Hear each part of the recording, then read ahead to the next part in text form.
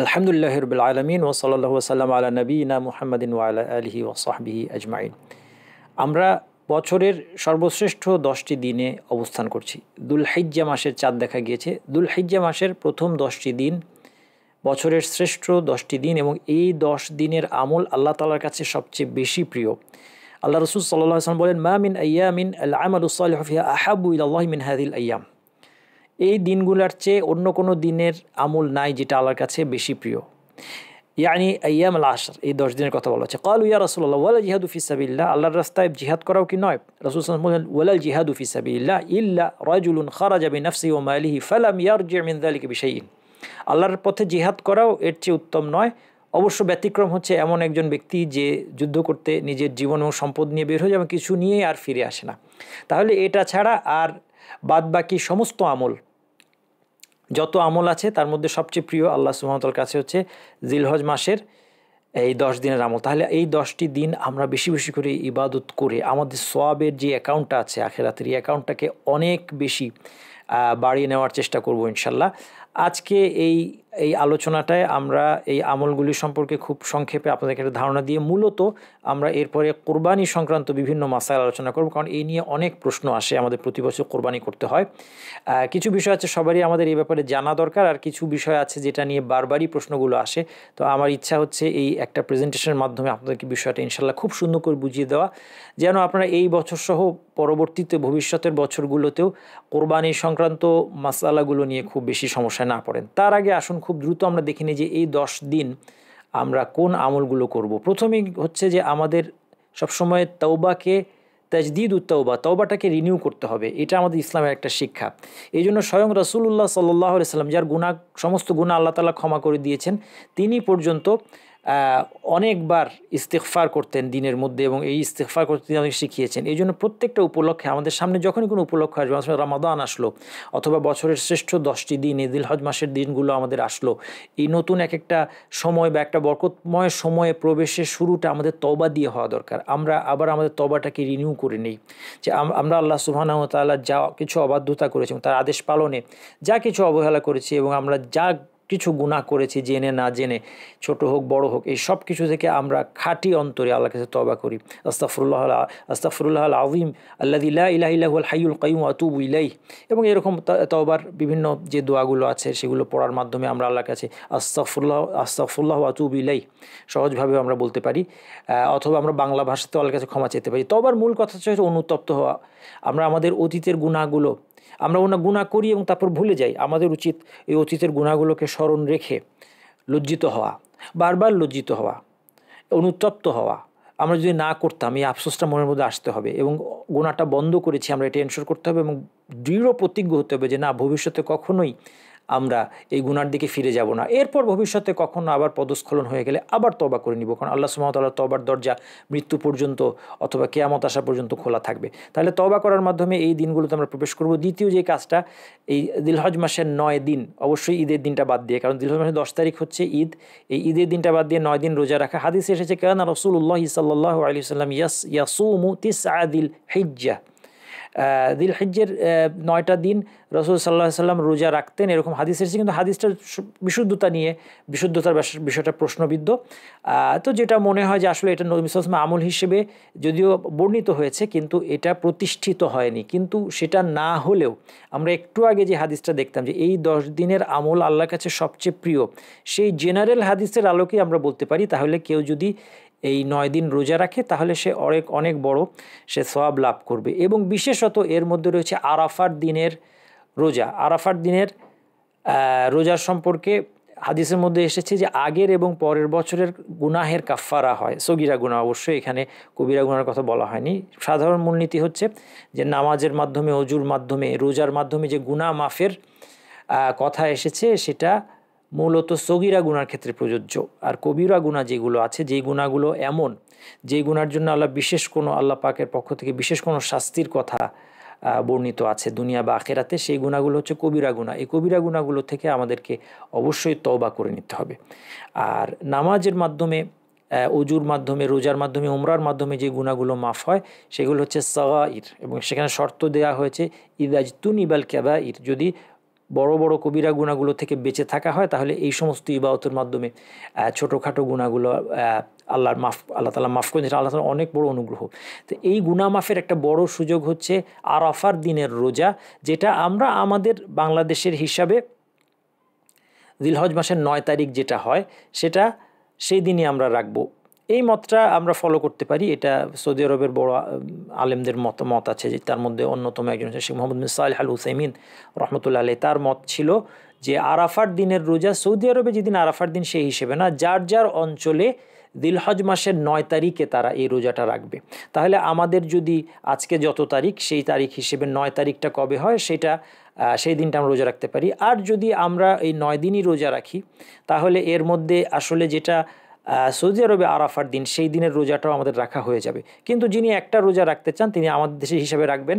তবে এটাও সাথে আমি বলে রাখি যে এই ব্যাপারে আলেমদের ভিন্ন মতও আছে। সুতরাং আপনার কাছে যে আলেম নির্ভরযোগ্য, তিনি যদি আপনাকে ফতোয়া দেন, আপনার কাছে নির্ভরযোগ্য আলেম তিনি যদি আপনাকে ফতোয়া দেন যে না, আপনি সৌদি আরবের যেটি আরাফার দিন যেটা সেদিন রোজা রাখবেন, তাহলে সেটাও আপনি করতে পারেন। কারণ আপনি সাধারণ মানুষ, কোনো একজন নির্ভরযোগ্য আলেমের ফতোয়া অনুসরণ করে আমল করলে আমরা আমাদের দায় দায়িত্ব থেকে মুক্ত হয়ে যাব। এটা একটা গুরুত্বপূর্ণ মাসালা, মনে রাখবেন। এবং এটা নিয়ে কোনো কনফিউশন, অনেক মানুষ কনফিউশন তৈরি করে। সবার পক্ষে এটা কোনো দিন সম্ভব না যে কোরআন হাদিস গবেষণা করে, যেখানে আলেমরা পর্যন্ত মতভেদ করেছেন, সব জায়গায় গিয়ে আমি সঠিক মতে উপনীত হতে পারবো, এই ধারণাটাই ভুল। সুতরাং আমরা আমাদের সাধ্যমতো চেষ্টা করা, আমাদের সাধ্য কতটুকু, সাধ্যমতো আমরা একজন ভালো আলেমের খোঁজ করতে পারি। তিনি যখন আমাদেরকে একটা ফতোয়া দিয়ে দিবেন, তখন সেটা মানা ছাড়া তো আমাদের উপায় নাই। এই জন্য আমি বলবো যে এই বিষয়গুলো নিয়ে আমাদের মুসলিম ভ্রাতৃত্বের বন্ধনে যেন কোনো ভাঙন না ধরে। সুতরাং কোনো একজন আলেম ফতোয়া দিয়েছেন যে সৌদি আরবে যেদিন আরাফার দিন, সেটা আমাদের জিলহজ মাসের 8 তারিখ হবে, সেই দিন আপনাকে রোজাটা রাখতে হবে, রাখেন, কোনো অসুবিধা নাই। আমি যদি একজন ভালো আলেমের ফতোয়া অনুযায়ী আমাদের দেশের 9 তারিখে রোজা রাখি, সেটাও হবে, তাতেও কোনো অসুবিধা নেই। মোট কথা, আমরা এগুলো নিয়ে মারামারি না করে আমরা ভালো কাজে আমাদের সময়টাকে ব্যয় করি। আমরা এই 9টা রোজাই রাখার চেষ্টা করি। আর যদি বিশেষ করে আরাফার দিন রোজা কোনোভাবে মিস না হয়, আগের 1 বছর পরের 2 বছরের সগীরা গুনাহ থেকে আমাদের মুক্তির একটা উপায়। তার মানে এই না যে আমরা এটাকে অবহেলা করবো, আমরা এটাকে এইভাবে নিব না যে ঠিক আছে আমাদের সব গুনাহ মাফ হয়ে গেছে, এখন আমরা ইচ্ছামতো গুনাহ করি। কারণ ইচ্ছামতো গুনাহ করার এই যে এই মানসিকতাটাই আমার ক্ষমা লাভের পক্ষে কিন্তু একটা বাধা হয়ে দাঁড়াতে পারে। কারণ আল্লাহ সুবহানাহু ওয়া তাআলা আমাকে ক্ষমা করবেন এই ধরনের একটা আশ্বাস দিয়েছেন, কিন্তু তিনি একদম ক্ষমা আমাকে করবেনই এবং অন্য কোনো কারণে আমার কোনো গুনাহ হবে না, আমার কোনো শাস্তি হবে না, এরকম কোনো গ্যারান্টি কিন্তু নাই। অন্য একটা কারণে কিন্তু শাস্তি হতে পারে। আমার যে এই যে কেউ যদি এরকম বেপরোয়া চিন্তা ভাবনা করে যে আমার তো গুনাহ মাফ হয়ে গেছে, এখন আমি ইচ্ছা মতো গুনাহের কাজ করি, এই বেপরোয়া চিন্তাটাই আল্লাহর কাছে একটা কবিরা গুনাহ হিসেবে গণ্য হতে পারে এবং সেটার কারণে আল্লাহ অনেক বড় শাস্তি দিতে পারেন। সুতরাং আমরা আল্লাহ সুবহানাহু ওয়া তাআলার সাথে এই ধরনের কোনো গেম যেন না খেলি যে আমার কয়টা ভালো কাজ হলো, কয়টা গুনাহ আমি করতে পারি, অনেকগুলো ভালো কাজ, অনেকগুলো নেকি আসছে, এখন অনেকগুলো খারাপ কাজ আমার করার সুযোগ আছে না। এইরকম চিন্তাভাবনাটাই ভুল। এইরকম চিন্তাভাবনা পরিত্যাগ করে আমরা সমস্ত গুনাহ থেকে গুনাহ পরিত্যাগ করার সাধ্যমতো চেষ্টা করব। এর পাশাপাশি এই আমলগুলো বেশি বেশি করে করব, যেন কোনো গুনাহ হয়ে গেলেও সেটা এই নামাজের মাধ্যমে, উজুর মাধ্যমে, উমরার মাধ্যমে, আশুরার রোজার মাধ্যমে, আরাফার দিনের রোজার মাধ্যমে যেন আর কোনো কিছু বাকি না থাকে, একদম সমস্ত গুনাহ থেকে পরিচ্ছন্ন হয়ে আমরা যেন আল্লাহ সুবহানাহু ওয়া তাআলার কাছে ফিরে যেতে পারি। এরপর এই 10 দিন এবং আইয়ামে তাশরিক পর্যন্ত তাকবীর, তাহলিল এবং তাহমিদের আমল করা, এটা পাঠ করা, এটা সুন্নাহ সাহাবী থেকে বিভিন্ন ফরম্যাট বর্ণনা আছে যে কিভাবে এই তাকবীর তাহলিলটা পাঠ করতে হবে। যেমন একটা হচ্ছে আল্লাহু আকবার, আল্লাহু আকবার, লা ইলাহা ইল্লাল্লাহু আল্লাহু আকবার ওয়ালিল্লাহিল হামদ। এটা একটাই আমি বললাম। এটা ছাড়াও সাহাবীদের থেকে অনেক ধরনের তাকবীর পাওয়া যায়, যে যেটা পাঠ করবেন সেটাই ভালো। এই তাকবীরগুলো এই কয়েকদিন বেশি বেশি করে পাঠ করা, এটা আমাদের জন্য সুন্নাহ। হজ এবং উমরা পালন করা অবশ্যই, কিন্তু এটা তো এখন যারা হজে যাওয়ার তারা, অথবা হজ উমরা করতে যারা গিয়েছেন তারা চলে গিয়েছেন। আমরা যারা যেতে পারিনি এবার, তাদের আর এখন যাওয়ার কিছু নাই। এবং এই কয়েকদিনে আমরা দান সদকা এবং অন্যান্য সমস্ত ভালো কাজ বেশি বেশি করে করবো। কারণ আমরা একটু আগে দেখলাম যে এই দিনের ভালো কাজগুলো আল্লাহ তাআলার কাছে সবচেয়ে বেশি প্রিয়। এবং আমরা যাদের সাধ্য আছে, সামর্থ্য আছে, আমরা কুরবানি করব। আজকের আমাদের এখন থেকে নিয়ে বাকি আলোচনা হচ্ছে কুরবানির মাসলা মাসাইল সম্পর্কে, এবং আমার মনে হয় আপনারা ইনশাল্লাহ এনজয় করবেন এই আলোচনাটা। এই আলোচনাগুলো ভালো লাগবে এবং আমি এমনভাবে এটা সাজিয়েছি আপনারাও এনজয় করবেন এবং আপনার বাচ্চাদেরকেও দেখাবেন। আপনার বাচ্চারা এই প্রেজেন্টেশনটা শুনলে তারা কোরবানির মাসলা মাসাইল শিখে যেতে পারবে। প্রথম প্রশ্ন হচ্ছে যে কোরবানি কি ওয়াজিব না সুন্নাতে মুআক্কাদা? আমাদের হানাফি মাযহাবে কোরবানিকে ওয়াজিব বলা হয় এবং বড় ইমামদের মধ্যে ইমাম ইবনে তাইমিয়া রহমতুল্লাহ আলাইহি, যেটা অন্য মাযহাবের ইমামদের কথা বলছি, কারণ ইমাম ইবনে তাইমিয়া হচ্ছে হাম্বলি মাযহাবের, উনিও কিন্তু এই মতটাকে, হানাফি মাযহাবের মতটাকে সমর্থন করেছেন। কারণ ইবনে তাইমিয়া রহমতুল্লাহ আলাইহির মতো ইমামদের মধ্যে, তাদের মধ্যে অনেক উদারতা ছিল, যে আমার মাযহাবে যেটা বলছে এটাই মানতে হবে এমন না। তারা অনেক বড় ইমাম ছিলেন, তারা কোরআন হাদিসের দলিল দেখে সিদ্ধান্ত নিতে পারতেন। তিনি সিদ্ধান্ত নিয়েছেন হানাফি মাযহাবের এই মতটাই সঠিক, যে কোরবানিটা হচ্ছে ওয়াজিব, এবং এটার পক্ষে শক্তিশালী দলিল আছে, যে হাদিসের মধ্যে মান ওয়াজাদা সাআতান ফালাম ইউদাহি ফালা ইয়াকরাবান্না মুসাল্লানা, যে সামর্থ্য আছে যার, তারপরেও সে যদি কোরবানি না দেয়, সেই জন্য না আমাদের নামাজের যেই জায়গা, ঈদের নামাজের জায়গার কাছেও না আসে, এই ধরনের একটা হাদিস আছে। কিন্তু এই হাদিসটাও আসলে বিশুদ্ধতার বিষয়টা প্রশ্নবিদ্ধ। এই জন্যই অন্যান্য মাযহাবগুলোতে এটাকে সুন্নাহ মুআক্কাদা হিসেবে গণ্য করা হয়েছে, অর্থাৎ এটা ওয়াজিব না, এটা না করলেও তারা বলছেন যে এটা না করলেও গুনাহগার হবে না। সামর্থ্য থাকার সামর্থ্য না থাকলে তো প্রশ্নই আসে না, কিন্তু সামর্থ্য থাকার সত্ত্বেও যদি কেউ না দেয়, সে কি গুনাহগার হবে কিনা এটাই প্রশ্ন। তারা বলছেন এটা গুনাহগার হবে না। যাই হোক, আমরা আমার মনে হয় আমরা এই ডিবেটের মধ্যে না গিয়ে, কেন আমরা সামর্থ্য থাকলে দিব না, আমাদের যদি সামর্থ্য থাকে, আমরা যদি একটা কোরবানি করি আল্লাহর রাস্তায়, এটা অনেক বড় একটা ইবাদত। এবং এইখানে সবচেয়ে বড় যে জিনিসটা খেয়াল রাখতে হবে, আমরা কোরবানি দেওয়ার জিনিসটা কিন্তু টাকা পয়সার সাথে বা দান সৎকার সাথে প্রাইমারি রিলেটেড না। এটার মধ্যে অনেক বড় একটা শিক্ষা আছে, যেটা আমরা অনেকে মিস করে যাই, সেটা হচ্ছে তাওহীদ। কোরবানি দেওয়ার, ইন্না সলাতি ওয়া নুসুকি ওয়া মাহইয়ায়া ওয়া মামাতি লিল্লাহি রাব্বিল আলামিন, আমার নামাজ, আমার কোরবানি, আমার জীবন এবং মরণ, এই সব কিছু আল্লাহ তাআলার জন্য। ফাসাল্লি লিরাব্বিকা ওয়ানহার, আল্লাহর জন্য নামাজ পড়ো এবং কুরবানি করো। নামাজের সাথে কুরবানিকে যুক্ত করে দিয়েছে, আল্লাহর জন্য কুরবানি করা, শুধুমাত্র আল্লাহর জন্য এই পশুর রক্ত আমি প্রবাহিত করলাম। এটার মধ্যে যে তাওহীদ আছে। আর আরেকজন, একটা বিধর্মী, সে তার দেবতার জন্য পশু বলি দেয়, এটার মধ্যে যে শিরক আছে, এটা খুব ইম্পর্টেন্ট। এটার মধ্যে জান্নাত এবং জাহান্নামের পার্থক্য, তাই না? আপনার এই তাওহীদের কারণে আপনি কোনো দেবতার উদ্দেশ্যে, অন্য কোনো মানুষ বা কারো উদ্দেশ্যে আপনি পশুটা কোরবানি না দিয়ে একমাত্র আল্লাহর সন্তুষ্টির উদ্দেশ্যে যখন এই পশুর রক্ত প্রবাহিত করেন, কোরবানিটা দেন, তখন এর দ্বারা আপনি তাওহীদ বা একত্ববাদী হওয়ার কারণে আপনি জান্নাতের যোগ্য হন। ঠিক এটাই যখন কেউ একটা দেবতার জন্য দেয় বলি, তখন সে চিরস্থায়ী, জাহান্নামে চিরস্থায়ী হওয়ার যোগ্য হয়। আল্লাহ সুবহানাহু ওয়া তাআলা আমাদের সবাইকে হেদায়েত দেন এবং আল্লাহ তাআলা এই নিয়ামতের শুকরিয়া আদায় করতে তৌফিক দান করে, যে তাওহীদের শিক্ষা আমরা পেয়েছি, এটা যেন আমরা বাস্তবায়ন করতে পারি। তাহলে এই কোরবানির মধ্যে এই তাওহীদের বিষয়টা কিন্তু অনেক বড় আল্লাহর কাছে। তাওহীদের বিষয়টা এত বড় যে তাওহীদের উপর থাকার কারণে আল্লাহ সুবহানাহু ওয়া তাআলা সমস্ত গুনাহ ক্ষমা করেন। এই বিষয়ে অনেকগুলো হাদিস আসছে। এই জন্য এই কোরবানির কাজটা, টাকা পয়সার হিসাবটা বড় কথা না এখানে। এই জন্য দেখেন, কোরবানির পশু থেকে যিনি কোরবানি করে তার জন্য ওই পশু থেকে খাওয়া সুন্নাহ। যদি টাকা পয়সার বিষয়টা এখানে মুখ্য হতো, তাহলে বলা হতো যে সে খাবে কেন, সে সবটা দিয়ে দিবে। কিন্তু না, এমনকি কোনো আলেম বলেছে কোরবানির পশু পুরোটাও সে খেয়ে ফেলতে পারে। এটাও একটা ফতোয়া আছে। আমি বলছি না এটা ঠিক, কিন্তু এই ফতোয়াটা আসলো কেন? এই জন্য আসলো যে এখানে এই যে আল্লাহর জন্য স্যাক্রিফাইস করাটা, এবং এই যে তাওহীদকে আপনি তুলে ধরলেন এই স্যাক্রিফাইস করার মাধ্যমে, এবং আল্লাহর দ্বীনের একটা প্রকাশ্য অনুষ্ঠান আপনি পালন করলেন, এইখানেই হচ্ছে এটার তাৎপর্য। এবং এই জন্য আমাদের সবারই এই মাসালার মধ্যে না যে ওয়াজিব না সুন্নাহ মুআক্কাদা, এই মাসালায় আমরা না যে এটা নবী সাল্লাল্লাহু আলাইহি ওয়াসাল্লামের সুন্নাহ, আমাদের সামর্থ্য থাকলে অবশ্যই আমরা কোরবানি করব, এই মানসিকতা আমাদের রাখাই দরকার। এবং দ্বিতীয় মাসালা, যেটা এখন গুরুত্বপূর্ণ মাসালা, একটি পরিবারের পক্ষ থেকে একটি কোরবানি যথেষ্ট, এটাই কিন্তু সুন্নাহ। আবু আইয়ুব আল আনসারী রাদিয়াল্লাহু আনহু, একজন সাহাবী, তাকে জিজ্ঞেস করা হলো কাইফা কানাতিদ দুহায়া আলা আহদি রাসূলিল্লাহি সাল্লাল্লাহু আলাইহি ওয়াসাল্লাম। জিজ্ঞেস করা হলো যে রাসূল সাল্লাল্লাহু আলাইহি ওয়াসাল্লামের সময় এই কুরবানিটা কেমন ছিল। তিনি বললেন, কানা আর-রাজুলু ইউদাহি বিশাতি আনহু ওয়া আন আহলি বাইতিহি ফায়াকুলুনা ওয়া ইউতঈমুনা হাত্তা তাবাহা আন-নাসু ফাসারাত কামা তারা। তিনি বলছেন যে একজন ব্যক্তি, সে একটা ভেড়া কোরবানি দিত নিজের এবং তার পরিবারের লোকদের পক্ষ থেকে, এবং সেখান থেকে তারা খেত এবং মানুষকে খাওয়াতো, এবং এটাই তখন যথেষ্ট ছিল। পরবর্তীতে মানুষ একটা প্রতিযোগিতামূলক একটা চিন্তাভাবনা থেকে সবাই একটা একটা করে কোরবানি দেওয়া, হয়তো বা এরকম একটা চল হয়েছিল, এটার ভিত্তিতে তাকে প্রশ্ন করা হয় এবং তার উত্তর থেকে এই ধরনের একটা ইঙ্গিত পাওয়া যাচ্ছে। যাই হোক, তাহলে বোঝা যাচ্ছে যে সুন্নাহ হচ্ছে পরিবারের পক্ষ থেকে একজন দিবেন। ধরা যাক এটা একটা পরিবার, এই পরিবারটাকে আমরা একটু পরেও দেখব।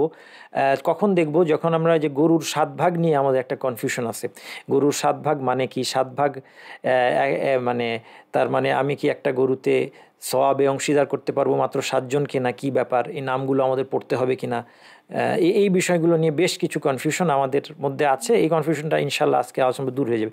যাই হোক, এখানে আমি একটা পরিবার দেখাচ্ছি, এরা সবাই একসাথে থাকে, এদের মধ্যে কে কি এটা আমি পরিচয় দিলাম না। এখন মনে করেন এই লোকটা হচ্ছে পরিবারের কর্তা, মনে করেন তার নাম হচ্ছে খালিদ, খালিদের নাম সামনেও আসবে। এই খালিদ সাহেব তিনি যদি কোরবানি দেন, তাহলে এখানে আরও ধরা যাক তার স্ত্রী আছেন, তার মা আছেন, তার ছেলেও আছে একটা, ধরলাম এটা বড় একটা ছেলে তার, এদের নিজেদের টাকা থাকলেও এদেরকে কোরবানি দিতে হবে এমন না, বরং সুন্নাহ হচ্ছে পুরো পরিবারের পক্ষ থেকে খালিদ একটা ভেড়া দিবেন, অথবা একটা উট দিবেন, অথবা একটা গরু, অথবা উট আর গরুর 7 ভাগের 1 ভাগ, অথবা একটা ছাগল, যেটা কোরবানি দিবেন। এইটাই কিন্তু পুরা পরিবারের পক্ষ থেকে আদায় হয়ে যাবে। এই জন্য কোনো আলেম বলেছেন যে এটাই উত্তম, কারণ এটা সুন্নাহ। শোনেন, উত্তম কিন্তু মানে আপনি বেশি খরচ করলেই উত্তম হবে এমন কোনো, এটা সব সময় না। কোনো কিছু বেশি করলেই যে এটা আপনার জন্য উত্তম হবে, বিষয়টা এরকম না। যেমন কেউ যদি এখন আমি জোহরের সালাত আদায় করব, জোহরের সালাতে যদি আমি সূরা বাকারা পড়তে শুরু করে দিই এবং পুরো সূরা বাকারাটা শেষ করি জোহরের সালাতে, এটা কি বৈধ? হ্যাঁ বৈধ, কিন্তু এটা কি উত্তম? না, এটা উত্তম না, কারণ নবী মুহাম্মদ সাল্লাল্লাহু আলাইহি ওয়াসাল্লাম এটা করেন নাই। নবী সাল্লাল্লাহু আলাইহি ওয়াসাল্লামের জোহরের সালাতে তিনি কি সূরা পড়তেন, আসরে কি পড়তেন, তার একটা সিস্টেম আছে, সেই সিস্টেমটা ফলো করাটা বেস্ট। যদিও আমি বলতে পারি যে আমি তো সূরা বাকারা আরও লম্বা সূরা পড়লাম, হ্যাঁ ঠিক আছে, লম্বা সূরা পড়ার জন্য হয়তো আলাদা একটা সওয়াব পাবো, কিন্তু নামাজের মধ্যে পড়া হিসেবে এই কাজটা কিন্তু উত্তম হয় না। উত্তম ছিল ছোট সূরা, যেটা নবী সাল্লাল্লাহু আলাইহি ওয়াসাল্লাম যেটা দিয়ে পড়েছেন সেই সূরাটা দিয়ে নামাজটা পড়াটাই কিন্তু উত্তম ছিল। তো সেই জন্য কোনো কাজে আপনি বেশি কষ্ট করলেন বা বেশি তেলাওয়াত করলেন, অথবা বেশি ইবাদত করলেন, অথবা বেশি খরচ করলেন, সেটাই উত্তম হওয়ার কোনো কথা নেই। নবী মুহাম্মদ সাল্লাল্লাহু আলাইহি ওয়াসাল্লামের সুন্নাতের মধ্যে থাকাটা বেস্ট। তো এই জন্য যদি পুরো পরিবারের পক্ষ থেকে একটা কোরবানি দেওয়া হয়, এটাই হচ্ছে নবী সাল্লাল্লাহু আলাইহি ওয়াসাল্লামের সুন্নাহ আদায় হবে। তো এটা একটা গুরুত্বপূর্ণ মাসলা। তবে মনে রাখতে হবে যে যদি সবার সম্পদ থাকে, তারা একাধিক পশু দিতে চান, অথবা স্বামী একটা দিলেন, স্ত্রীর আলাদা সম্পদ আছে তিনি একটা দিলেন, মা তারও কিছু জমানো টাকা আছে তিনিও একটা দিলেন, এটা নিষিদ্ধ না, এটা নিয়েও আমরা বড় ধরনের কোনো ঝগড়াঝাটির মধ্যে যাব না ইনশাল্লাহ। কোরবানির পশু আশা করি আপনারা এখানে সবই চিনতে পারছেন, এটা ছাড়া, তাই না? আমার এই যে ভেড়া ছবির সিলেকশনটা খুব ভালো হয়নি মনে হয়। আপনারা কি জানেন যে ভেড়া আর ছাগল অনেক প্রজাতি আছে, এবং অনেক সময় ভেড়া আর ছাগলের মধ্যে পার্থক্য বোঝাই যায় না, শুধু একটা শিওর সাইন আছে। এটা কি আপনাদের জানেন? এটা আপনাদের জন্য একটা প্রশ্ন থাকলো যে ভেড়া এবং ছাগল নিশ্চিতভাবে আলাদা করার একটা সাইন আছে, এটা কি? দেখি আমি, এটা আপনার জন্য থাকলো, আপনারা কমেন্টে লিখতে পারেন এটার উত্তর, আর আমার যদি মনে থাকে আমি লেকচার শেষে এটার উত্তরটা দিয়ে দিব। যাই হোক, এখানে আমাদের একটা ভেড়া দিয়ে কোরবানি হবে। ছাগল, উট, খুব সুন্দর একটা উট দেখা যাচ্ছে, এরকম উট আমরা খুব একটা দেখি নাই, এরকম সুন্দর একটা উট কোরবানি করতে পারলে ভালোই হতো। আর একটা গরু দেখতে পাচ্ছেন। এই পশুর বাইরে কোনো কিছু দিয়ে কিন্তু কোরবানি হবে না। কেউ যদি মুরগি কোরবানি করতে চায়, কোরবানি হবে না, যেটা আমরা উদহাইয়া বলা হয়, এটা বাংলায় আমরা কোরবানি বলি, আরবি টার্মটা হচ্ছে উদহাইয়া। আমরা এই যে এই জিলহজ মাসের 10, 11, 12, 13 এই 4 দিনের মধ্যে যে পশুটা আমরা যারা হজে যাই না, আমরা যেটা আল্লাহর জন্য জবাই করি, সেটা হচ্ছে আল্লাহ সন্তুষ্টির জন্য জবাই করি, সেটার নাম হচ্ছে উদহাইয়াতে। এই উদহাইয়ার পশু কিন্তু এইগুলি, এর বাইরে কোনো পশু দিয়ে উদহাইয়া হবে না। এর বাইরে কোনো পশু খাওয়া হালাল হতে পারে, যেমন অনেক আলেমের মতে ঘোড়া খাওয়া হালাল, কোনো আলেমের মতে ঘোড়া খাওয়া হালাল, এবং এটার পক্ষে তাদের এভিডেন্স আছে হাদিসে। তো যাই হোক, যদি ধরেও নিই যে ঘোড়া খাওয়া হালাল, ঘোড়া দিয়ে কিন্তু আপনার কুরবানি হবে না। তাহলে এইগুলো ছাগল, ভেড়া, উট, গরু এবং মহিষ এক ধরনের গরু, সেটা দিয়েও হবে। আবার বন্য গরু দিয়ে কিন্তু মানে গৃহপালিত গরু হতে হবে, বন্য গরু দিয়ে কোরবানি হবে না। তো কোরবানির পশু আমরা মোটামুটি চিনি, এবং আমাদের দেশে বেসিক্যালি ছাগল অথবা গরু এই দুইটাই আমাদের চয়েস। তো এর বাইরে কোনো কিছু আমরা দিই না। এখন আসেন আমরা আবার আগের স্লাইডটায় যদি যাই, যে একটা ভেড়া একজনই কোরবানি দিতে হবে এবং একটা ছাগল একজনই কোরবানি দিতে হবে, কিন্তু উট এবং গরুতে 7 জন শরিক থাকতে পারে। এখন এই 7 জন শরিকের বিষয়টা বোঝা নিয়ে কনফিউশন আছে। আমরা ছোটোবেলায় যেটা দেখতাম যে একজন একটা গরু কিনেছেন, তিনি তার সম্পূর্ণ গরুটা তিনিই কিনেছেন একাই, এতে তার কেউ শরিক নাই, টাকায় কেউ শরিক নাই, নিজের টাকা দিয়ে গরুটা কিনেছেন, তা কিন্তু তারপর কোরবানি করার সময় উনি নাম লিখিয়ে এনেছেন 7 জনের, এবং সেই নামটা যিনি জবাই করবেন সাধারণত হয়তোবা আমাদের মসজিদের ইমাম অথবা মুয়াজ্জিন এরকম কেউ আসতেন। এটা আমরা ছোটোবেলার ঘটনা বলছি, যে এটা পশুটা কোরবানি করার জন্য। তো উনাকে আবার দেখা যাচ্ছে ওই 7টা নাম পড়ানো হতো, যে এই 7 জনের পক্ষ থেকে এই কোরবানিটা দেওয়া হচ্ছে। আসলে এই বিষয়টা একটু কনফিউশন আছে, এইটাকে আমি সহজ করে ইনশাল্লাহ আপনাদেরকে এখানে বুঝিয়ে দিচ্ছি। 7 ভাগের অর্থ হচ্ছে যে 7 জন পর্যন্ত এই গরুটার মালিক হতে পারবে। যেমন ধরা যাক এখানে একটা গরু 7 জন মিলে এই গরুটা কোরবানি দিবে। এখন এই গরুটা কোরবানি দিবে 2 থেকে 7 জন এটার মধ্যে মালিকানায় সে শরিক হতে পারবে। অর্থাৎ কয়জনই মিলে গরুটা কিনবে। হ্যাঁ, গরুটার দাম ধরলাম 70,000 টাকা, তাহলে 7 জনে মিলে কিনলো, প্রত্যেকে 10,000 টাকা করে দিল, সর্বোচ্চ এতটুকু করা যাবে। 8 জনে মিলে কিনলে হবে না, 7 জনের কম হতে পারে, 2 থেকে 6, 2 জন শরিক হতে পারে, 3 জন হতে পারে, 4 জন, 5 জন, 6 জন, 7 জন পর্যন্ত হতে পারে, এর চেয়ে বেশি হবে না।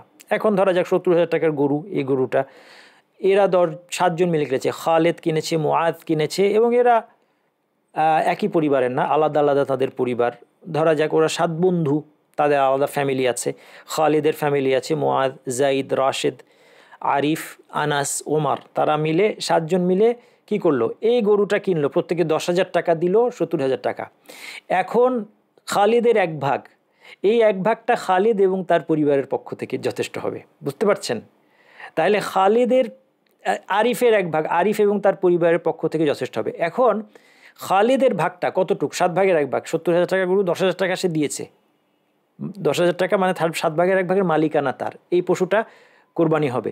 এখন এটা খালিদ এবং তার পরিবারের পক্ষ থেকে যথেষ্ট হবে। আচ্ছা, আরেকটা জিনিস মনে রাখবেন যে এই কোরবানির পশুটায় এই বাকিরা, যে বাকিদের কারো কোরবানির নিয়ত নাও থাকতে পারে। ধরা যাক ওমারের এই তার গরুটার উদ্দেশ্য হচ্ছে তার অংশটা সে শুধু গোশত খাওয়ার জন্য, ওমর হয়তো আরেকটা পশু দিয়েছে, এখানে সে 1 ভাগ দিল যে এটা আমি কোরবানি না, এটা শুধু আমি গোশত খাবো, এটাও জায়েজ, তাতে খালেদের কোরবানির কোনো ক্ষতি হবে না, বুঝতে পারছেন? ওমর গোশত খাওয়ার জন্য দিয়েছে, কিন্তু খালিদ আল্লাহ সন্তুষ্টির উদ্দেশ্যে উদহিয়া হিসেবে, কোরবানি হিসেবে দিয়েছে, এটাও করা বৈধ। এখন দেখেন যে খালিদের অংশটা এই 7 ভাগের 1 ভাগটার মধ্যে সে কয়জনকে শরিক করতে পারবে, এটা নিয়ে কোনো টেনশন নাই। তাইলে কয়জনকে সওয়াবে শরিক করবে এটা টেনশন নাই, কারণ এটা খালিদ এবং তার পরিবারের পক্ষ থেকে যথেষ্ট হবে, এবং খালিদের পরিবারে অনেক লোক থাকতে পারে। এখন দেখেন, মনে করেন এটা খালিদের পরিবার, এটা হচ্ছে খালিদ, ঠিক আছে, তারপরে ইনি হচ্ছেন খালিদের স্ত্রী, এ হচ্ছে মনে করেন খালিদের ছেলে, ছেলেটা বড় হয়ে গেছে, ওর একটা নাম দেই, মনে করেন ওর নাম দিলাম ইব্রাহিম। এখন খালিদের ছেলে ইব্রাহিম, সেও রোজগার করে, সেও কিছু কিছু মাসে ইনকাম করে। আচ্ছা, এরপরে ধরেন আপনার খালিদের স্ত্রী, উনারও মোহরানার টাকা আছে, বাবার জমি বিক্রি থেকে উনি টাকা পেয়েছেন। এটা খালিদের ছোট ছোট মেয়েরা এবং খালিদের ছোট ছেলে, ছোট মেয়েদেরও অনেক স্বর্ণালঙ্কার থাকতে পারে গিফট হিসেবে, দেখা যাচ্ছে ওইটার দামও অনেক। আর উনি হচ্ছেন খালিদের মা, উনারও কিছু সম্পত্তি জমানো আছে, সবাই সম্পত্তি আছে, তারা একটা পরিবার। এই পুরো পরিবারের থেকে এই সবার সামর্থ্য আছে, কিন্তু যেটা বললাম পুরো পরিবারের পক্ষ থেকে যে খালিদের একটা ভাগ, ওই 70,000 টাকার গরুতে 10,000 টাকার একটা ভাগ, এটাই পুরো পরিবারের পক্ষ থেকে কুরবানি আদায় হবে। তাহলে যদিও খালিদের ছেলে ইনকাম করছে, কিন্তু ছেলে এখনও বাবার সাথে থাকে, তাইলে ছেলের জন্য আলাদা কোরবানি দিতে হবে না। অথবা স্ত্রী, তার টাকা আছে জমানো, তার আলাদা দিতে হবে না, মাকে আলাদা দিতে হবে না। হ্যাঁ, ছোট মেয়েদের তাদের কিছু গয়নাগাটি আছে, সেখান থেকে আলাদা দিতে হবে না। তাহলে পুরো পরিবারের পক্ষ থেকে একটা দিলেই হবে, এবং এটাই সুন্নাহ, যেটা আমরা আবু আইয়ুব আল আনসারী রাদিয়াল্লাহু আনহু হাদিস থেকে যেটা আমরা শিখতে পারলাম। তাহলে এখন দেখেন এই পরিবারের সদস্য কয়জন, 1 2 3 4 5 6 7, এই 7 মিলার কি কোনো দরকার না, পরিবারের সদস্য 70 জন হইলেও তার অসুবিধা নাই। খালেদ, কারণ এখানে খালেদ তার পরিবারের পক্ষ থেকে বলতে বোঝানো হচ্ছে সওয়াবে শরিক করবে সে কয়জনকে। সওয়াবে শরিক করার ক্ষেত্রে আপনার কোনো সীমা নাই। তার প্রমাণ হচ্ছে নবী মুহাম্মদ সাল্লাল্লাহু আলাইহি সাল্লাম কোরবানি দিয়েছিলেন, কোরবানি দর্শন বলছেন আল্লাহুম্মা তাকাব্বাল মিন মুহাম্মদ ওয়া আলি মুহাম্মদ ওয়া মিন উম্মতি মুহাম্মদ, যে এই কোরবানিটা আপনি কবুল করেন হে আল্লাহ, মোহাম্মদ থেকে, মোহাম্মদ পরিবার এবং মোহাম্মদ উম্মত, নবী মুহাম্মদ সাল্লাল্লাহু আলাইহি ওয়াসাল্লাম পুরো উম্মতের পক্ষ থেকে কোরবানি দিয়েছেন। উম্মতে তো অসংখ্য লোক, সওয়াবে শরিক করতে কোনো বাধা নেই, যত খুশি লোককে আপনি করতে পারেন। যেমন আমরা এখন একটা লোক বাড়াই, এখানে সদস্য বাড়াই, ধরেন এখানে এই লোকটাকে কি বলবো, এই লোকটা তার পরিবারে থাকে, পর্দার সমস্যা যেন না হয়, যেহেতু একসাথে সবাই দাঁড়িয়েছে, ধরে নিলাম এই লোকটা হচ্ছে ইব্রাহিমের মামা। ইব্রাহিমের মামা মানে কি, খালেদের শ্যালক, ধরেন স্ত্রী তার ভাই। তো তাহলে আর আপনার না হলে আপনারা বলবেন যে এখানে তো পর্দার সমস্যা হয়ে গেল, তাহলে আর পর্দার সমস্যা হচ্ছে না। এখন পরিবারের সদস্য সংখ্যা 8 জন, এই পুরোটাই কিন্তু খালেদ এবং তার পরিবারের পক্ষ থেকে কোরবানি আদায় হয়ে গেল। এবং এর মধ্যে খালেদের যে শ্যালক আছে, সেই শ্যালক যেহেতু এই পরিবারে থাকছে, মনে করেন সে এই পরিবারে থেকে পড়াশোনা করে, সে ইনকাম করে না, অথবা মনে করেন সে এই পরিবারের সাথে থাকে কিন্তু সে তার নিজেরও কিছু ইনকাম আছে, তাতেও কোনো অসুবিধা নেই, এরা একটা আহলে বাইত। এই পুরো আহলে বাইতের পক্ষ থেকে একটা কোরবানি কি হবে, একটা কোরবানি যথেষ্ট হবে। আচ্ছা, এখন মনে করেন একটু আগে বললাম যে খালেদ তার সওয়াবে অনেককে শরিক করতে পারবে। খালেদ নিয়ত করলো যে আমার এই কোরবানিটা আমার পরিবার এবং আমার আত্মীয় স্বজনের পক্ষ থেকে, তাহলে কি হবে মনে করেন এখন এই যে দেখেন সওয়াবে শরিক করার নিয়ত করেছে, সে নিয়ত করেছে যে খালেদ তার পরিবার এবং তার জীবিত এবং মৃত আত্মীয়দের পক্ষ থেকে কোরবানিটা দিচ্ছে, সে নিয়ত করেছে মনে মনে যে আমার, সে যদি কোরবানির সময়টা নাও বলে এটা অসুবিধা নেই, এই মাসালাটা আমরা দেখব সামনে।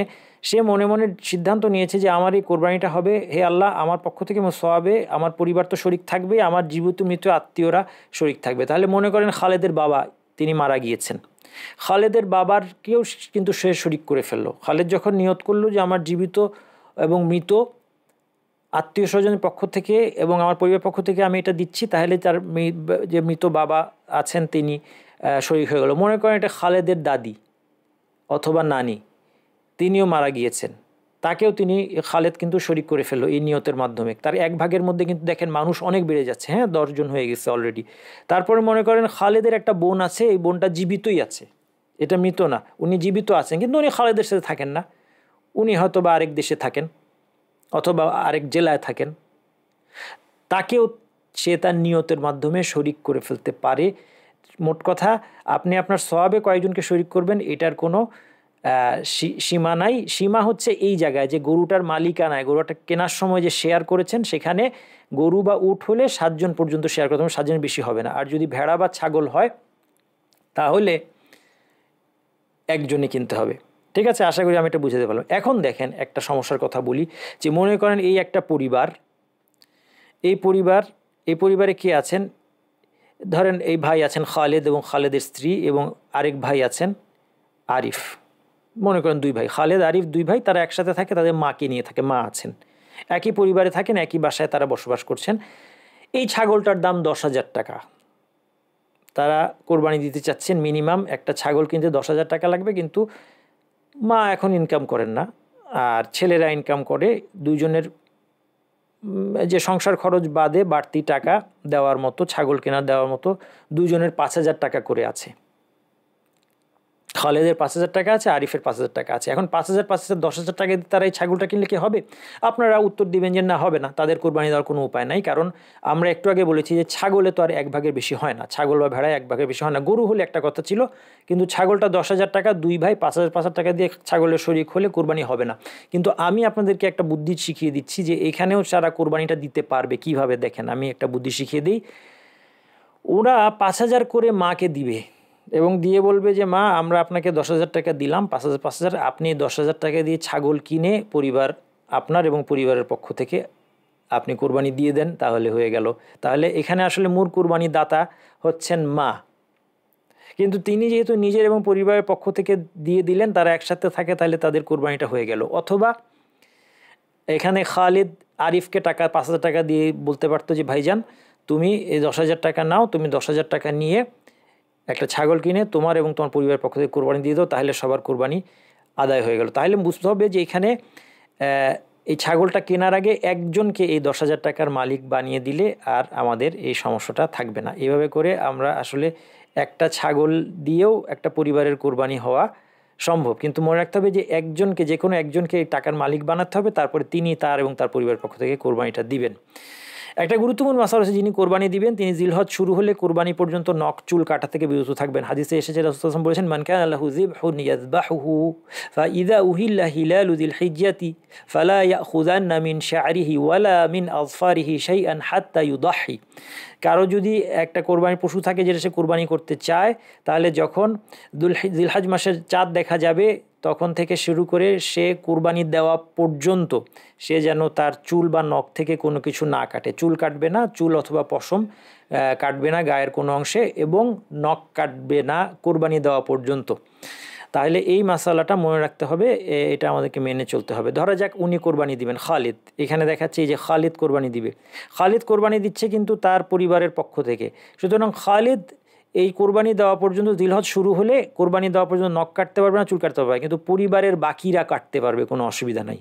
এই জন্য খালিদকে আমি লাল রং করে দিয়েছি। এটা বাকিদের জন্য প্রযোজ্য না, শুধুমাত্র কার জন্য প্রযোজ্য?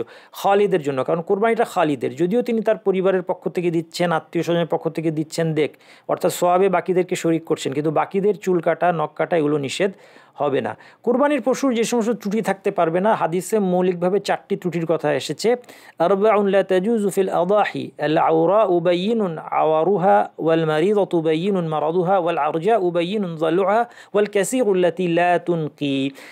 রাসূল সাল্লাল্লাহু আলাইহি ওয়াসাল্লাম বলেছেন 4টা পশু। এক নম্বর হচ্ছে এই 4টা পশু দিয়ে কুরবানি হবে না, তিনি বলে দিয়েছেন। একটা হচ্ছে আল আওরাউ বাইয়িনুন আওয়ারুহা, যেই পশুর একটা চোখ স্পষ্টতই নষ্ট চোখ। সাধারণত এখানে ছবিটা দেখতে একটু খারাপ লাগছে, কিন্তু বোঝার জন্য এনেছি, কারণ আমাদের তো আসলে হয়তো গরু ছাগল দেখে অভ্যাস নাই, তো এই জন্য আমরা বুঝতে পারি না যে স্পষ্ট চোখ নষ্ট বোঝা যায়। একটা লক্ষণ হচ্ছে এরকম একটা লাম্প থাকে চোখের উপরটায়, এটা একদম স্পষ্টত এই পশুর চোখ নষ্ট। অথবা একটা গর্ত থাকতে পারে, সেই গর্ত মানে তার চোখটা নাই আর কি, ওটা বসে গিয়েছে, চোখের কোটরটা বসে গিয়েছে, চোখে অক্ষিগোলক নাই, এটাও স্পষ্টতই তার চোখই নাই, চোখ দেখবে কীভাবে নষ্ট। সেই ক্ষেত্রে এই ধরনের পশু দিয়ে কুরবানি হবে না। কিন্তু যদি এমন হয়, আর যদি 2টা চোখই নষ্ট হয়, তাহলে তো মিন বাবি আউলা, অর্থাৎ সেটা কুরবানি না হওয়াটা আরও বেশি যুক্তিযুক্ত, যদি একটা চোখ না থাকলেই, নষ্ট হইলেই যদি কুরবানি না হয়। কিন্তু যদি এমন হয় চোখে ছানি আছে বা সাদা, হ্যাঁ, ছানি জাতীয় কিছু আছে, হয়তো সে দেখতে পায়, নিশ্চিত না, তাহলে সেটা দিয়ে কুরবানি হয়ে যাবে। তবে সেটাও না থাকাটাই অবশ্যই উত্তম। 2 নম্বর যে পশুটা নবী সাল্লাল্লাহু আলাইহি ওয়াসাল্লাম নিষেধ করেছেন সেটা হচ্ছে আল মারিদাতু বাইয়িনুন মারাদুহা, যেটা স্পষ্টত রোগাক্রান্ত, অর্থাৎ তার রোগটা একদম বাহ্যিক, এমন না যে ডাক্তার আসলে শুধু বুঝতে পারে, এছাড়া বোঝা যায় না। বোঝা যাচ্ছে যে সেটা অসুস্থ একটা পশু, এবং সেই অসুস্থতার কারণে সে ঘাস খায় না, সে অন্য পশুর সাথে চড়ে ঠিকভাবে খাচ্ছে না, পানি পান করছে না ঠিকভাবে, অথবা তার প্রকাশ্য তার চর্মরোগ আছে যেটা বাইরে থেকে দেখা যাচ্ছে। এই ধরনের স্পষ্ট রোগাক্রান্ত পশু, যেই রোগের কারণে তার গোশতের কোয়ালিটির উপর এফেক্ট হবে, এই ধরনের পশু কোরবানি করাও কিন্তু নিষিদ্ধ, এটা দিয়ে কোরবানি হবে না। 3 নম্বর যেই পশুটা দিয়ে কোরবানি হবে না সেটা হচ্ছে আল আরজাউ বাইয়িনুন যালউহা, যেই পশুটা খোড়া, স্পষ্টত খোড়া হওয়ার অর্থ হচ্ছে যে সে অন্য পশুর সাথে হেঁটে সে তাল রাখতে পারে না, অন্য পশুগুলো তাকে রেখে এগিয়ে যায়, সে তাল রাখতে পারে না, তার মানে সে স্পষ্টতই খোড়া। কিন্তু যদি এমন হয় যে সে মনে হচ্ছে তার একটু খোড়ানি আছে, কিন্তু সে তার হাঁটা চলায় কোনো অসুবিধা, অন্য পশুর সাথে সমান তালে হাঁটতে, তাহলে অসুবিধা নেই। এবং এই ধরনের স্পষ্টত খোড়াপুরিতে কোরবানি হওয়া যদি না হয়, তাহলে যেই পশুর পাই নাই সেটা দিয়ে অবশ্যই কোরবানি হবে না। 4 নম্বর হচ্ছে অতি দুর্বল পশু ওয়াল কাসীরু আল্লাতী লা তুনকি, মানে যেই পশুটার মধ্যে, হাদিসের ভাষার অর্থ হচ্ছে যে পশুটা এতই দুর্বল যে এটার হাড়ের মধ্যে কোনো মজ্জাই নাই, হাড়ের মজ্জা পর্যন্ত শুকিয়ে গেছে। আমি একটা এক্সাম্পল হিসেবে একটা পশু নিয়েছি, খুব অস্বাভাবিকভাবে পশু, যে পশুটা দেখলে আপনার দুর্ভিক্ষের কথা মনে হয়, এই ধরনের দুর্বল পশু দিয়ে কোরবানি হবে না। আর এছাড়া এমনিতে যে কোনো রকমের ত্রুটি থেকে মুক্ত হওয়াটাই উত্তম, যত সুন্দর পশু এবং ত্রুটিমুক্ত পশু হবে তত বেশি উত্তম। আর এই 4 প্রকার পশু দিয়ে কোরবানি হবে না, এটা নিশ্চিত। এরপরে প্রশ্ন হচ্ছে যে জবেহ করার সময় কি বলবে। এখানে 3টা কথা আমি নিয়ে এসেছি, আরও কিছু কথা হাদিসের মধ্যে আছে, কিন্তু বেশি কমপ্লিকেটেড করব না। খুব সহজে আপনারা যদি মনে রাখতে চান যে বিসমিল্লাহ বলে কোরবানি করলেই কোরবানি হয়ে যাবে, ছুরি চালানোর সময় বিসমিল্লাহ বললেই কোরবানি হয়ে যাবে, এই জন্য এটা লাল রং করে দিলাম যে এটাই যথেষ্ট। সাথে ওয়াল্লাহু আকবার বলা উত্তম, না বললে কোরবানি হবে, ক্ষতি নাই। বিসমিল্লাহ না বললে তো কোরবানি হবে না, কিন্তু বিসমিল্লাহ সাথে ওয়াল্লাহু আকবার। এখানে হচ্ছে যদি বিসমিল্লাহ বলতে কেউ ভুলে যায় তাহলে কোরবানি হয়ে যাবে, যদি ভুলে যায়। অনেকগুলো পশু কোরবানি করছে, একটা পশু সে বিসমিল্লাহ বলতে ভুলে গিয়েছে, সে জানে, ইচ্ছা করে ত্যাগ করেনি, ভুলে গিয়েছে, তখন তার কোরবানিটা হয়ে যাবে। এই মতের বিস্তারিত আলোচনায় আমি যাচ্ছি না, আমি পড়াশোনা করেই বলছি, এই মতটা আপনারা ফলো করতে পারেন। এটা বড় বড় আলেমদের মত আছে যে কোরবানিটা হয়ে যাবে, যদিও এখানে কিছু মতভেদ আছে, মানে ফিকহি মাসালা এগুলো মতভেদ মুক্ত হয় না, কিন্তু এই মতটা আপনারা ফলো করতে পারেন যে যদি ভুলে যায় কেউ বলতে, কোরবানি করে ফেলবে, হায় হায় আমি তো বিসমিল্লাহ বলি নাই মনে হয়, বা ভুলে গিয়েছি, তখন পশুর কোরবানিটা হয়ে যাবে। কিন্তু যাই হোক, মনে রাখতে হবে যে বিসমিল্লাহ বলাটা কি বাধ্যতামূলক। ওয়াল্লাহু আকবার এটা বললে ভালো, না বললে ক্ষতি হবে না কোনো। এবং এটাও বলা যেতে পারে, লাস্ট যে কথাটা আছে, আল্লাহুম্মা তাকাব্বাল মিন খালিদ ওয়া মিন আলি খালিদ, খালিদ কোরবানি দিচ্ছে সে বলবে, অথবা যে কোরবানি দিচ্ছে সে বলবে আল্লাহুম্মা তাকাব্বাল মিন খালিদ ওয়া মিন আলি খালিদ, আল্লাহ আপনি খালিদ এবং অথবা খালিদ এবং খালিদের পরিবার পক্ষ থেকে এটা কবুল করেন। এটা কি সে নিয়তটা মুখে বলছে? তা না, এটা নিয়ত মুখে বলা না, এটা স্বতন্ত্র একটা অনুষ্ঠান। যেমন আমরা নামাজের শুরুতে আল্লাহু আকবার বলি, সেরকম কোরবানির সময় এই দোয়াটা করা, এটা একটা দোয়া বা জিকির, কোরবানির সময় করাটা এটা উত্তম, এটা না করলেও কোনো ক্ষতি হচ্ছে না। সুতরাং এটা যদি নাও বলা হয়, মনে মনে খালিদের নিয়ত আছে এই কোরবানি হচ্ছে আমার এবং আমার পরিবার পক্ষ থেকে, তাহলেই হবে, এটা বলতে হবে, এটা জরুরি না। এটা হচ্ছে জবে করার সময় কী বলবে। কোরবানির গোশতের ভাগ কীরকম হবে আমাদের দেশে প্রচলিত আছে, এবং এর পক্ষে কিছু হাদিসও পাওয়া যায় যে ভাগ 3 রকম হবে। নিজের জন্য 1 ভাগ রাখবে, 1 ভাগ সাদাকা করবে, এবং 1 ভাগ হাদিয়া দিবে উপহার হিসেবে। সাধারণত মানুষ দেখা যায় আমাদের আত্মীয় স্বজনের কাছে পাঠায়। এইভাবে যদি ভাগ করেন ভালো, কোনো অসুবিধা নেই। কোনো কোনো হাদিসে বর্ণনা আছে, যদিও হাদিসগুলোর দুর্বলতা আছে, কিন্তু তারপরেও এটা হাদিসের মধ্যে এসেছে। তো মৌলিক ব্যাপার হচ্ছে যে এটা ভাগ করা যাবে, কোনো অসুবিধা নাই। এবং এক্ষেত্রে শুধু একটা জিনিস খেয়াল রাখবেন, যদি হাদিয়া দেন 3 ভাগের 1 ভাগ শুধুমাত্র মানে যারা সামর্থ্যবান তাদেরকে না, খুঁজে খুঁজে আপনার দরিদ্র প্রতিবেশী যদি থাকে, দরিদ্র আত্মীয় স্বজন, তাদের কাছে এই হাদিয়াটা পাঠাবেন। আর সাদাকা বলতে বোঝাচ্ছে যে একদম ফাকির, সে হাত পেতেছে, তাদেরকে দিবেন, এটা হচ্ছে সাদাকা। সুতরাং হাদিয়াটা যেন শুধুমাত্র সম্পদশালীদের মধ্যে ঘুরপাক না খায়, এটা খেয়াল রাখবেন। কেউ কেউ বলেছেন 2 ভাগ হবে কোরবানির পশু, কারণ আল্লাহ তাআলা বলেছেন ফাকুলু মিনহা ওয়া আত'ইমুল কানি'a ওয়াল মু'তার ফাকুলু মিনহা ওয়া আত'ইমুল বাইসাল ফাকির। তোমরা এখান থেকে খাও এবং ফাকির, দুর্দশাগ্রস্ত ফাকিরকে তোমরা দাও। এই ধরনের আয়াতের জন্য এখানে 2 ধরনের লোকের কথা বলা হচ্ছে, নিজের এবং মানে নিজের জন্য নিজে খেতে বলা হয়েছে, এবং সাদাকা করতে বলা হয়েছে দরিদ্র হত দরিদ্র লোককে। এই জন্য কেউ কেউ বলেছেন কোরবানির পশু 2 ভাগ, 1 ভাগ নিজের জন্য রাখবে, আরেক ভাগ সে দান করে দিবে, এটাও সুন্দর। এরপর কেউ যদি আরও বেশি নিজের জন্য রাখে সেটাও জায়েজ আছে, এবং এই জন্য কেউ কেউ বলেছেন যে পুরোটাও খেয়ে ফেলতে পারে, কিন্তু সেই মতের মধ্যে আমরা গেলাম না, সেই মতটা একটু প্রশ্ন সাপেক্ষ। কিছুটা হলেও কোরবানির পশু থেকে দান করতে হবে, এটাই এই মতেই আমরা থাকি, কিছুটা হলেও দান করতে হবে। আর এটা সবাই করে, একটা পশুর সমস্ত গোশত একা খেয়ে ফেলে এরকম মানে মানুষ কি আছে? এরকম মানুষ আমাদের সমাজে কি দেখা যায়? আমি দেখিনি। তো যাই হোক, এই যেভাবে ভাগ করেন ইনশাল্লাহ। আর যদি এর চেয়ে বেশিও কেউ নিজের জন্য রাখতে চায়, যেটা আমরা বললাম অর্ধেকের বেশিও চাইলে সে রাখতে পারে, এটা নিষিদ্ধ নয়।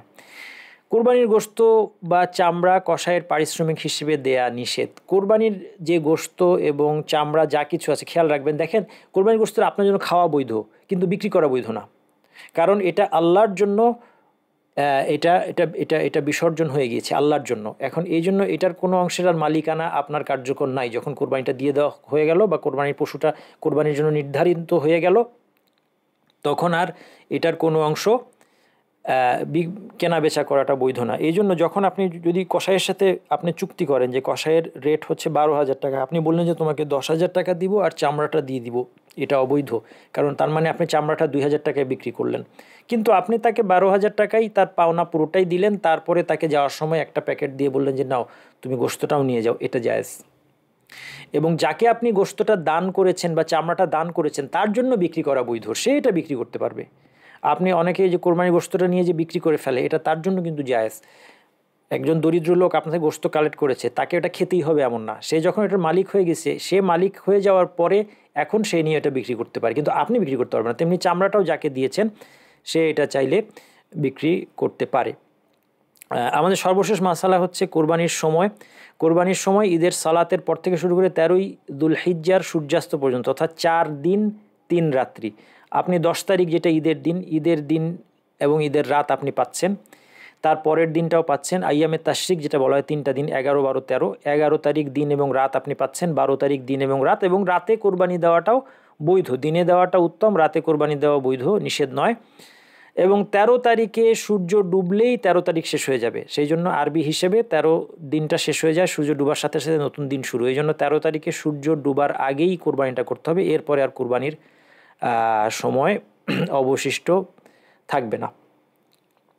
আমাদের আলোচনা এতটুকুই। আশা করি আমি আপনাদের কোরবানি সংক্রান্ত মাসলা মাসাইলগুলোর মোটামুটিভাবে জিজ্ঞাসাগুলোর উত্তর দিতে পেরেছি। আল্লাহ সুবহানাহু ওয়া তাআলা আমাদেরকে এই 10টি দিনে কোরবানি করা সহ অন্যান্য ইবাদত পূর্ণোদ্যমে করে আমরা যেন আমাদের ক্ষমা আল্লাহ তার কাছ থেকে অর্জন করতে পারি, এবং আমাদের আখিরাতে সওয়াবের অ্যাকাউন্টে অনেক সওয়াব জমা করতে পারি। এই তৌফিক আল্লাহ আমাকে দান করুন। সুবহানাকাল্লাহু ওয়া বিহামদিকা আশহাদু আল্লা ইলাহা ইল্লা আনতা আস্তাগফিরুকা ওয়া আতুবু ইলাইক।